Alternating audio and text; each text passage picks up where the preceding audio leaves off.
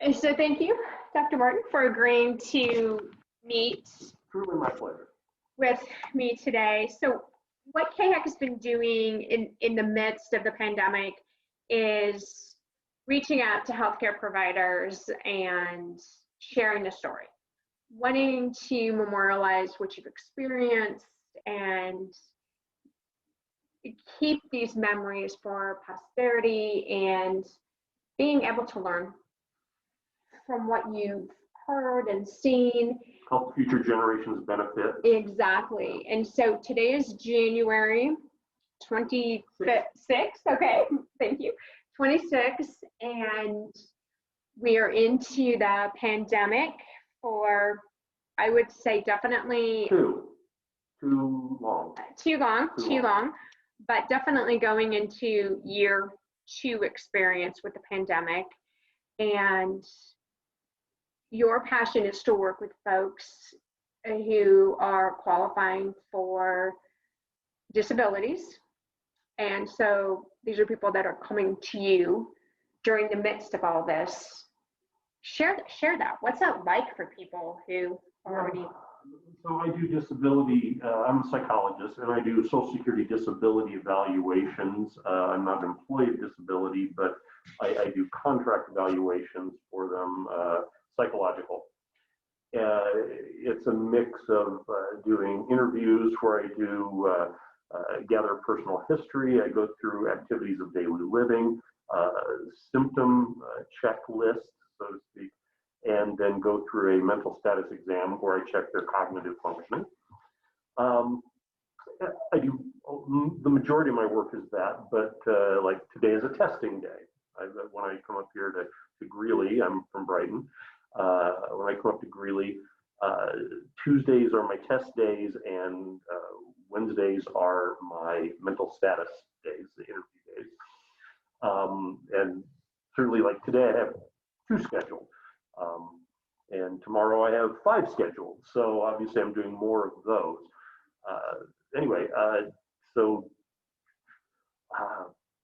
Disability basically contacted us the end of March of 2020. And they said, hi, we're suspending all activity for the time being until we get this all figured out. And so for 2.5 months, I sat at home. And about the time that they said, okay, we're going to allow you to do the interviews, the mental status exams over the air through Zoom. They had a couple of platforms that they felt were secure and they would allow us to use. Then they started to do those, and about a month later they said we're going to open it up for in-office appointments because we couldn't do testing over the air, and the people were still applying online, and so the backlog was getting larger and larger and larger. So before COVID happened, even though disability was my primary business, I had a few other industries or institutions, I should say, that would hire me on occasion to do evaluations. The lion's share was doing them for disability determination services. And I was, you know, there's always been a fluctuation. And there were weeks where I would see 20 people, and there were weeks where I would see 4 people. Well, once the floodgates opened and they were doing these over the air, I had a full schedule. And then they decided we're going to allow you, after 4 weeks, they said we're going to allow in-office appointments. You have to schedule them farther apart with a break in between so you can sanitize the office. I bring my wipes with me and I wipe everything down. I'm required to take a temperature and go through the COVID questionnaire. It's the standard things that pretty much all doctors, dentists, medical offices are doing. I have to offer masks and gloves if someone requests them, hand sanitizer as well. So I carry all that with me. So, things that I didn't used to have, now I have to figure out a way to stuff them in my bag to carry with me. And shortly, unfortunately, shortly after things opened and I was getting really busy, I contacted my orthopedic doctor, my hip doctor that replaced my right hip 5 years before, and said, hey, in December, I'm going to be going to visit my daughter who's having a baby, and my left hip is needing to be done, so I want to make sure I'm done with my physical therapy. So I figure maybe we should schedule for October, and this is June, mid-June when this was going on. And they said, the scheduler said, well, doctor is already scheduling into November. Like, okay, well, can I hold off until after the first of the year? And she said, but he did open one extra appointment for next week on Tuesday. And this was Friday.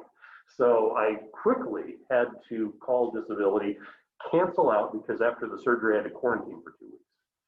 Had to quickly call them and say, let's cancel everything out. I had to, Saturday, I had to go to Porter Adventist where he does the surgeries, and they did the physical. I had to go to a place in Broomfield and have them shove the swab and, touch my brain stem with that, because that's what it feels like. My wife is a lab tech and she's done these before. And I got back and I said, why didn't you tell me what that was going to be like? She says, because I didn't need you to freak out beforehand. So wise woman. So anyway, so things, I went through PT, after the 2 weeks I was able to get back to work.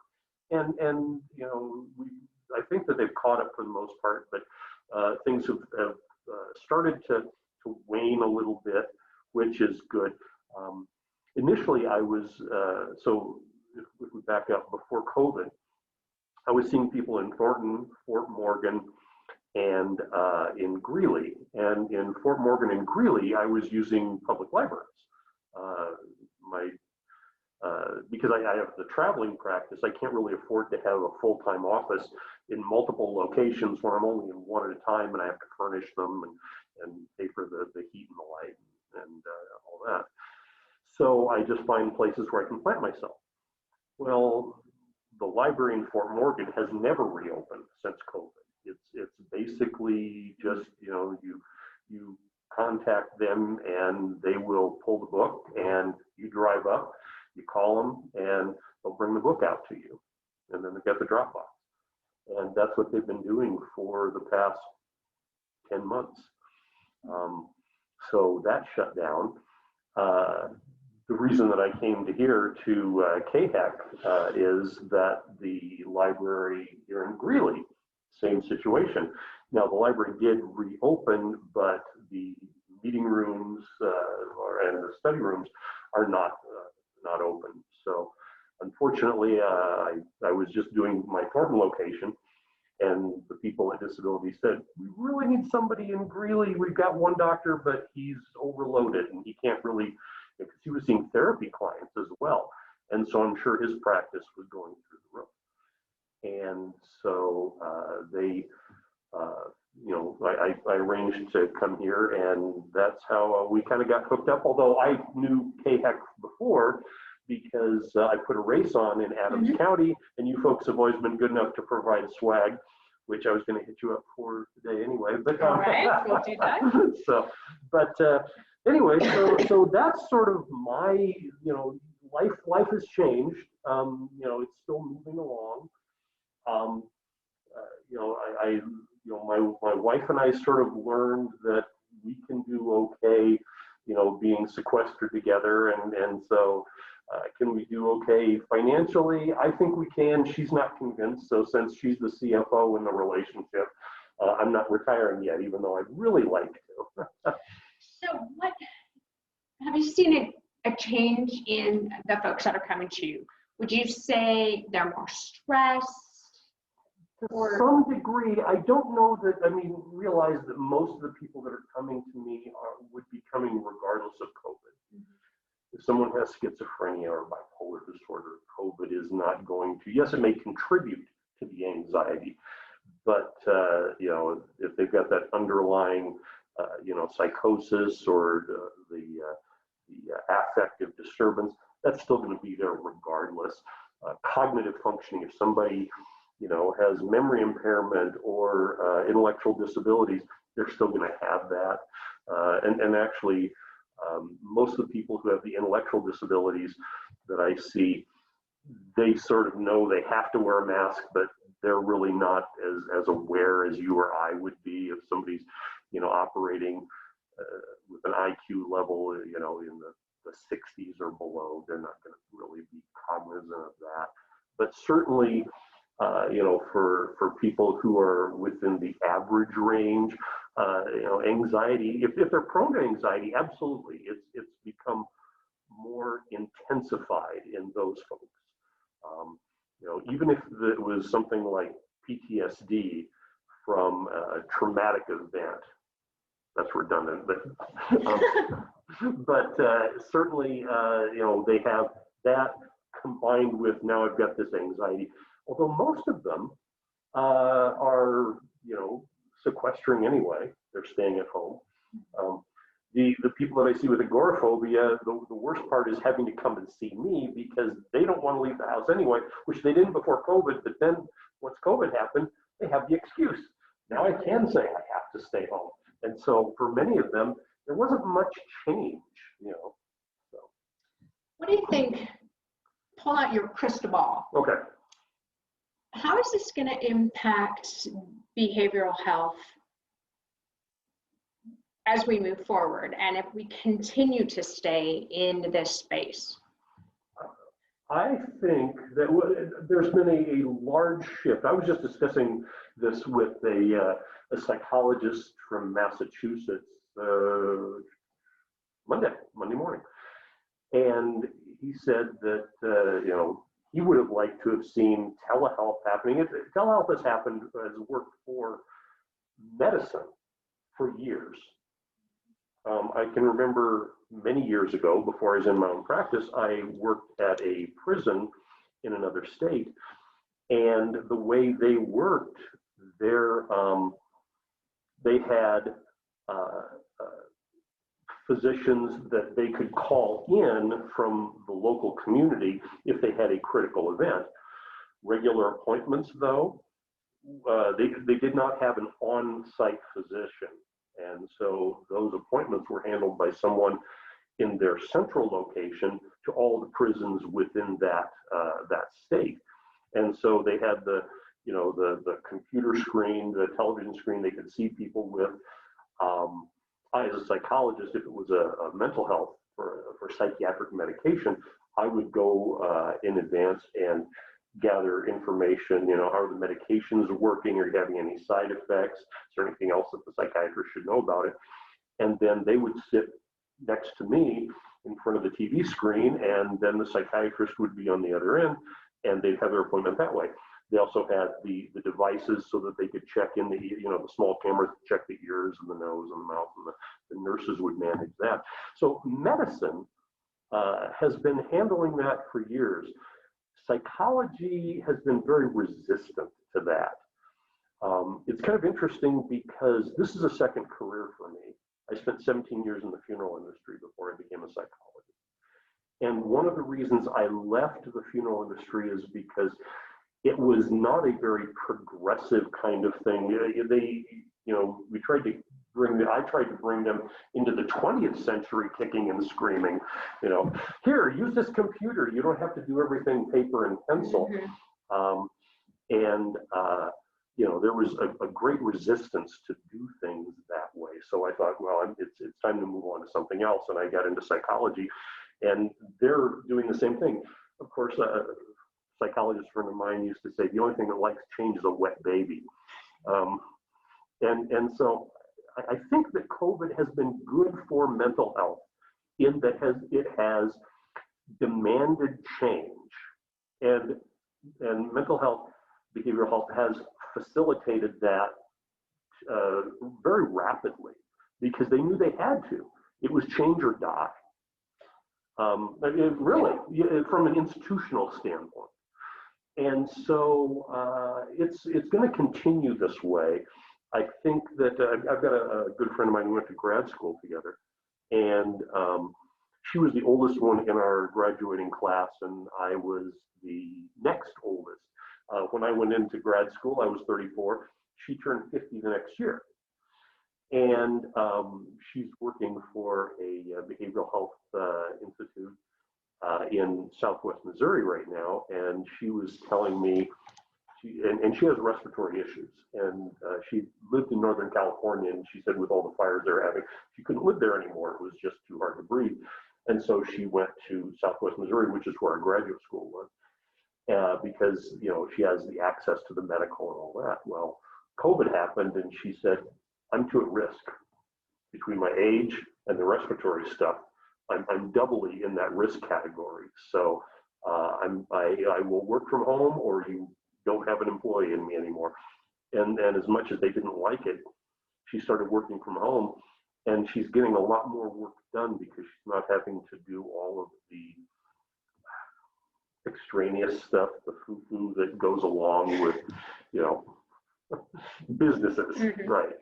And office niceties. Yes, there you go. And so she's able to get one right after another, and hit a button, and now we're into a new appointment and all that. And I found that to be true when I was doing the disability evaluations over the air. It was very efficient. One of the things though I would do is I have a website that I had set up many years ago. So if I ever needed forms and I was someplace and I didn't have them with me, because of course my memory is about as long as a goldfish, and so I would get to one of my locations and go, I forgot to bring that questionnaire, and so I could go on the website and print it off. Well, I would send an email to people and say, hey, do me a favor, go to this website, print out this form, fill it out, send me a text, or send me a text image of that. And then once I have that, I'll give you some further instructions. I'd set up the link and everything. And I had a good flow for doing that. Of course, I have the ability, since I'm an independent contractor, I'm a solo private practitioner, I can be very flexible. When you're in the context of my friend Penny, the psychologist, it's in Southwest Missouri, she has to sort of still follow, here's their forms that need to be filled out and things of that nature. The bane of our existence is too much paperwork. Didn't we invent computers so that papers would go away? Mm-hmm. It seems like they've gotten worse. But I think that things will continue along as they have been until the next change is demanded. And who knows what that will be. We don't know what that'll look like. I've got a cousin of mine who, when his father died, I'm the oldest grandson, he's the youngest, and he's 2 weeks older than my daughter. And so when his dad died, we were living in the same small town in Iowa, and I became the male figure in his life. And so I talk to him every week, sometimes more than my own kids. It's an uncle. There's a special relationship there, I think. But he thinks of me. He said he thinks of me as his dad, and I don't want to, I don't want to take the place of his father or anything. But I'm honored that he thinks that. But anyway, he works for an insurance company in Des Moines. 2 big monster buildings there. People don't realize Des Moines is actually the insurance capital of the nation. Iowa brings in more money through insurance than it does through agriculture, believe it or not. There's a little bit of trivia that you didn't care about. But he lives a fair bit away, wow. But he had asked about, can I work from home? And initially, yes, 1 day a week you can do that. Well, they worked it up to you can work 4 days from home. And then he was applying for other jobs in the company, and they said, well, you want to be an underwriter. And they said, well, underwriters can't work from home. They've got to be in the office. COVID happened. Underwriters are working from home. And these companies, it's nationwide, and they have discovered that those 2 big buildings, they need about 1 floor from one of them, and that's all they need. And they can, I'm going to guess guess they're either going to try and rent out or divest and sell off those buildings.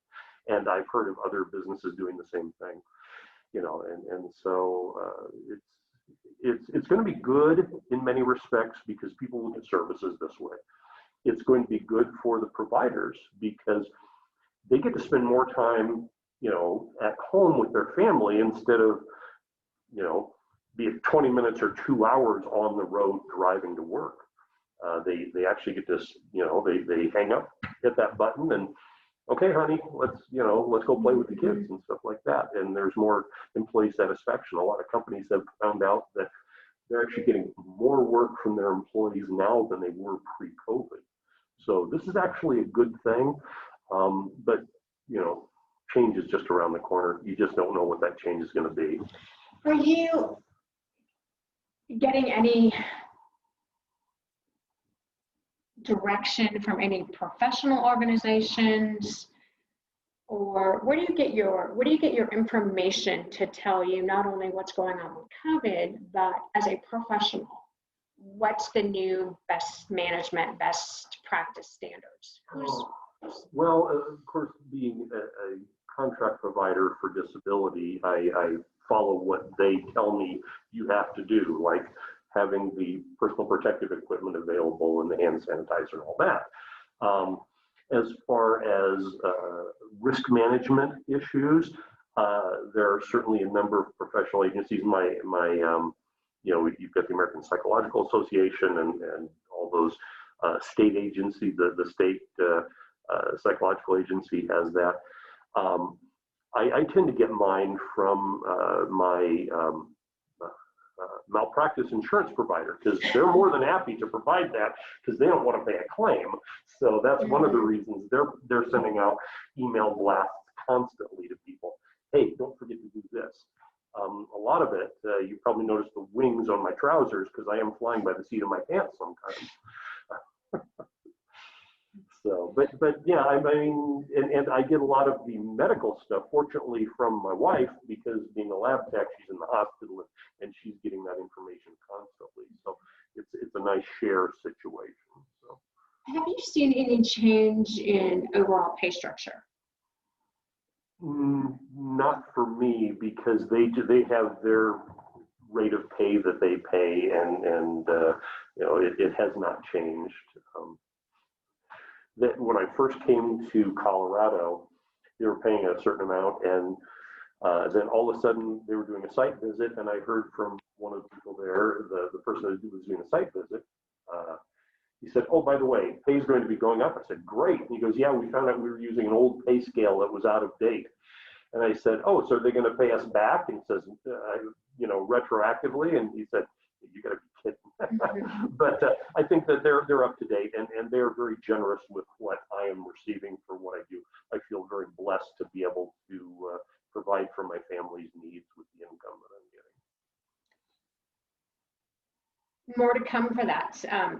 The CARES Act has increased anything associated with a COVID-related issue, and the billing rate has gone up 20-25% on those. So it'd be interesting to see how that translates to the work you're doing. Right, and it may not, because of course I'm not providing direct care. It's more evaluative services.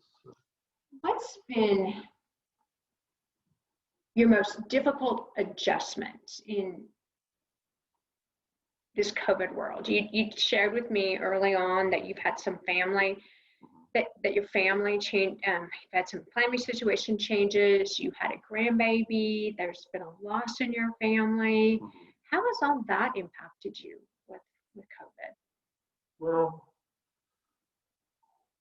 on the basic work a day kind of thing, you know, it's just, you know, wearing these, you know, which I guess is good for the clients because they don't have to look at the ugly face, which is not a bad thing for them. But yeah, it's just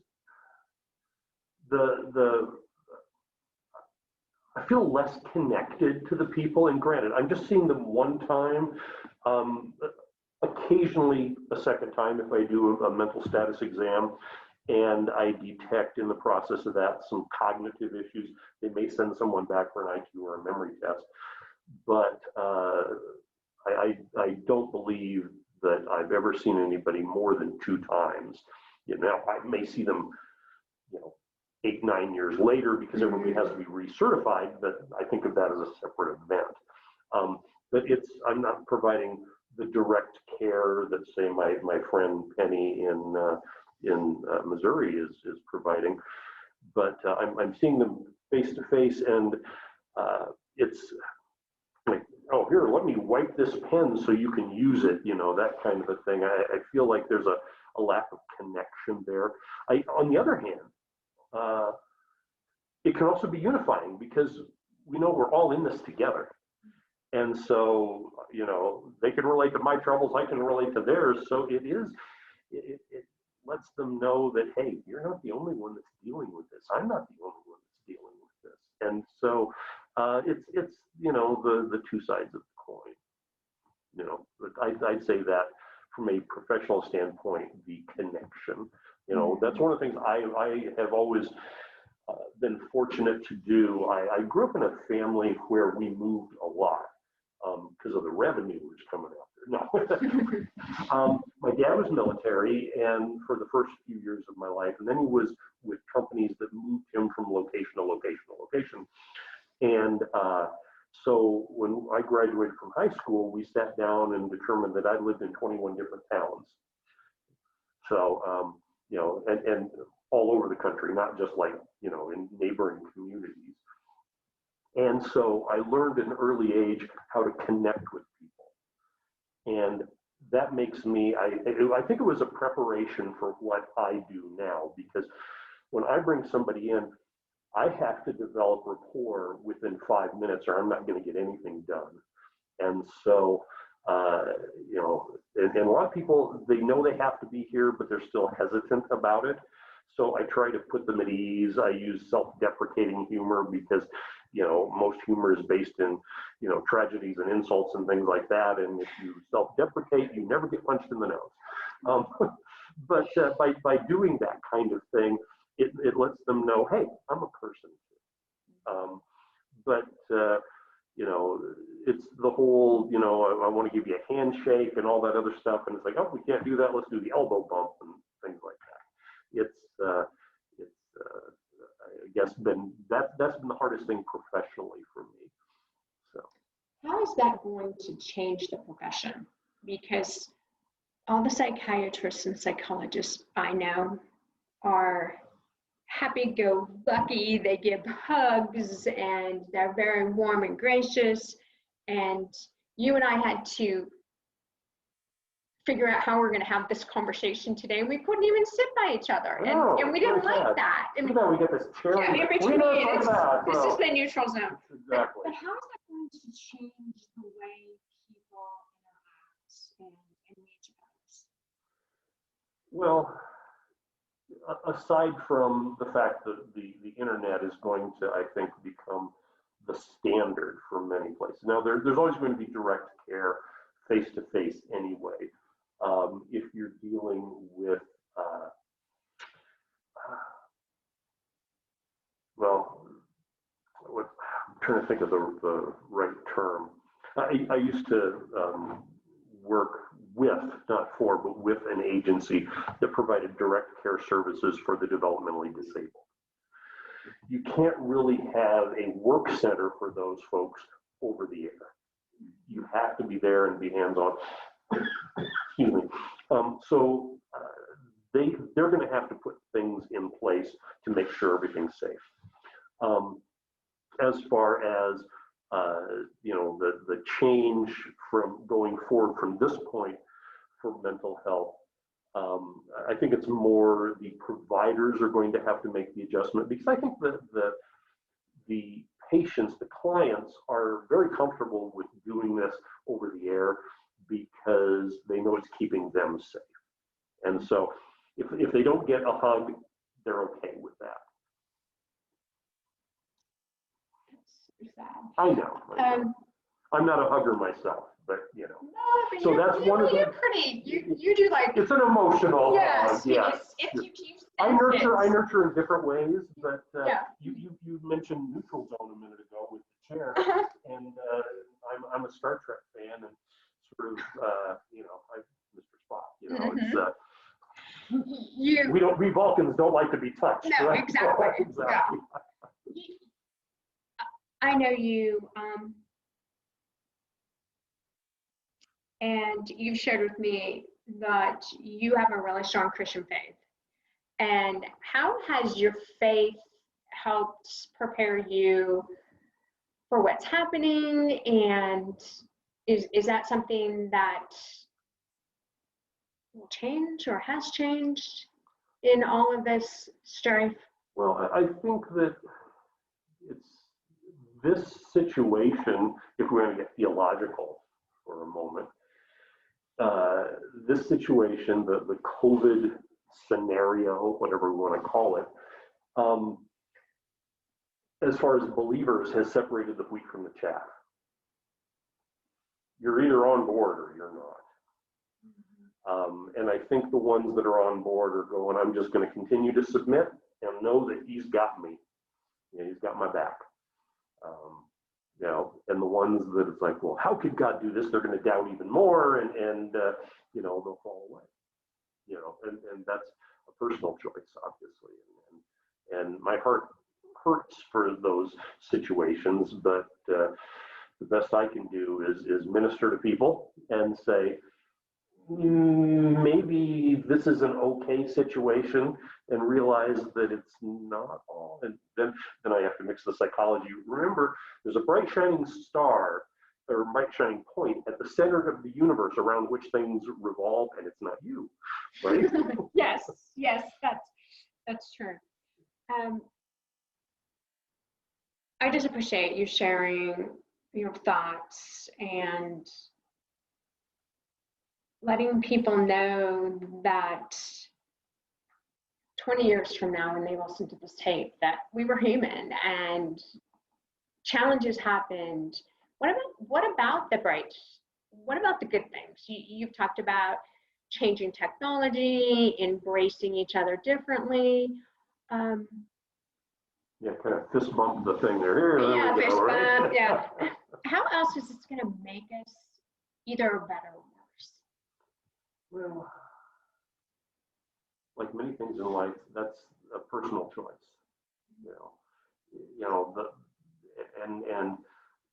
We have seen, aside from COVID, we've seen politically our country become more divided in many respects. And I think that will, unfortunately, very unfortunately, continue. And not just politically.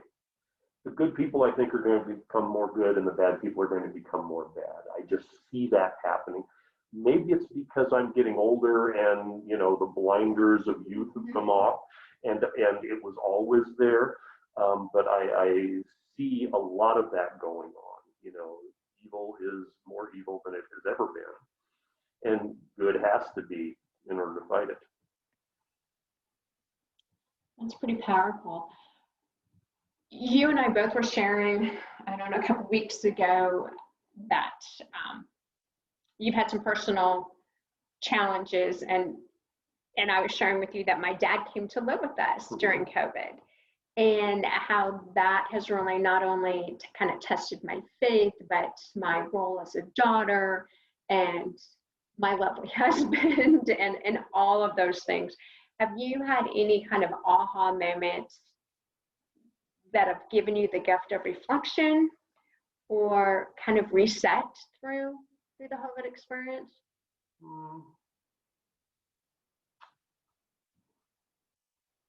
Not that I can think of off the top of my head. I mean, the situation with your dad coming there, many years ago, my wife and I had brought some people that had been displaced from their home because the landlord said, I've sold the house and it's going to be a parking lot.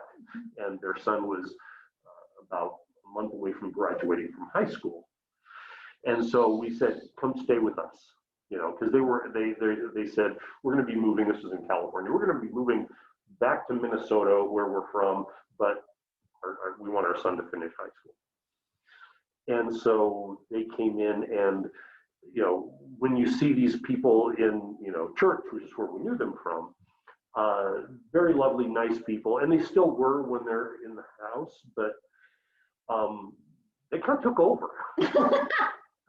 And that can do one of two things. It can either drive a couple together, or it can drive you apart and become a wedge. And it really worked for our benefit. But I could see that being a scenario with your dad coming and living with you. It's like, okay, husband and I, we got to really just bind ourselves together, and not that he's the enemy, but it's the adjustment, the change that's the enemy, for lack of a better term, the challenge, as opposed to, I wish your dad would blah, blah, blah. Well, and that can become a problem. So, focusing on, it's us, we're just facilitating a place for him to be.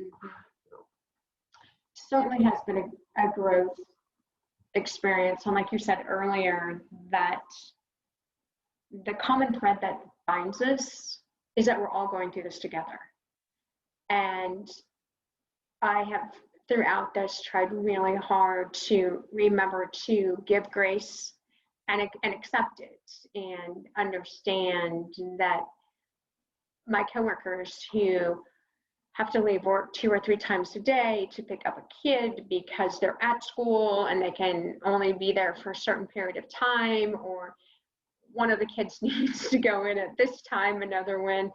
I don't think in the past they would have been so understanding. And I think now, wow, I'm far more understanding. But they are as well when I say, hey, I have to go because my dad's PT has a call or whatever. So I think that has been a neat gift from COVID, that we've been able to kind of challenge maybe some of our unconscious biases or understanding of, you come to work and you're here at 8 o'clock and you stay until 5. That no longer is working for people. We've learned that bright shining star is not us. Right? Yeah, and so there's humility in that, in understanding. Well, giving grace not just to them, but it's important that you give grace to yourself. Because a lot of times what we tend to do is, well, that's okay for them, but I have a higher standard for myself. And we're always going to fail. Failure is just part of the human condition. But when we do allow ourselves to give us grace, because, and here's my faith stepping in, if God forgives us, why aren't we forgiving ourselves? Exactly. And that's a hard thing to do, because we set this high bar for ourselves, and we very seldom hit it on a consistent basis. Great words of wisdom.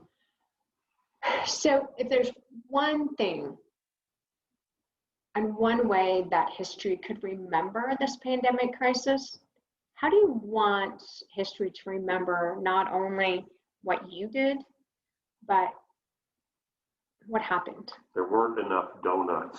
There weren't enough donuts. Or pizza. Yeah.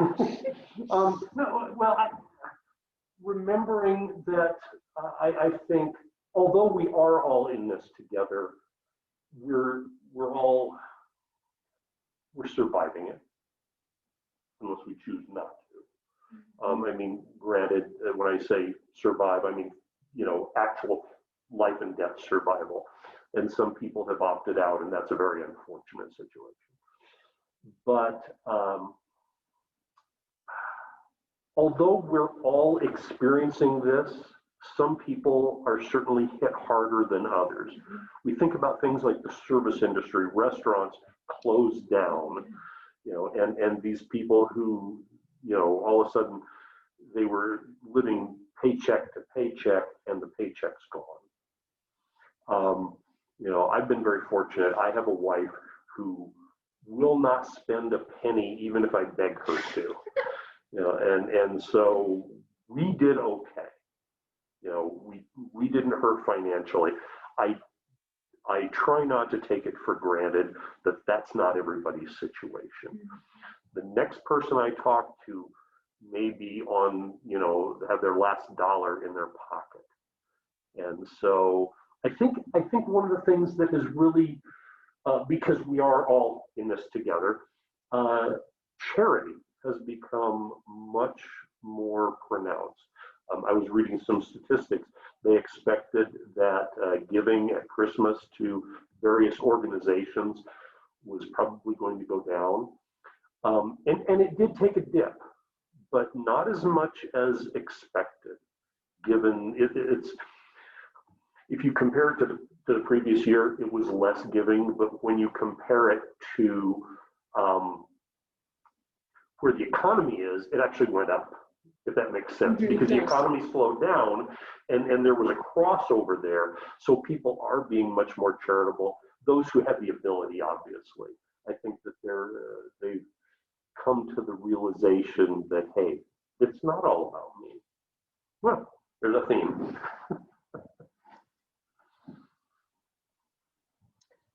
That is an amazing way to end our conversation. It's not all about me. No, not all about me. It's about you. About you. Well, thank you so much for just spending the time to chat with me, and I feel like I know you all the better now, and I just appreciate you sharing, because I think this is an important project. So, and thanks for being here and being part of KHAC, because we're very supportive of what you're doing, and it's such noble work. And I see your clients coming in, and oftentimes, well, if they're up here, they're lost. So that's part of some of the confusion. But many of them are physically lost, but they're emotionally lost. But when they leave, I see that you're kind and you walk them out to their car, and you can literally see that weight has been lifted. Well, and so thank you for that. Well, and I feel like, even though I'm not doing therapy, I feel that I'm an advertiser for mental health. You know, I try to be an ambassador for that, because somebody might never have seen someone in counseling. Now, that's not really my gifting. I like to be the detective, the investigator, to find out what's going on. My one daughter says, "You just label people." No, I diagnose. There's a difference. You know, that's where my gifting is ferreting out, sifting through the information to find out what's going on. I don't know that my gifting is in sitting down with somebody on a weekly basis to, you know, do the therapy with them. I think my attention deficit would, you know, make that intolerable, because my mind would wander, I think, too much.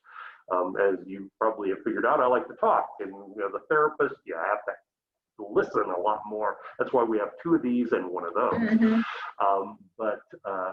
You know, but I still want them to have a very positive experience, because if they need therapy, I want them to walk away going, you know, that felt kind of good to lift that off my shoulders. Maybe I should seek out some counseling. Hopefully that will be the case for them. I was discussing with somebody the other day that when two people interact, both leave changed. You take a little bit of that other person with you. I want when people to leave an interaction with me that they're for the better. Well, I certainly can say that I've seen those folks who have interacted with you, and they are certainly for the better. Well, that's very kind of you to say. Thank you. I'll get that check written tomorrow. Yeah, I know. All right. Well, thank you so much. My pleasure.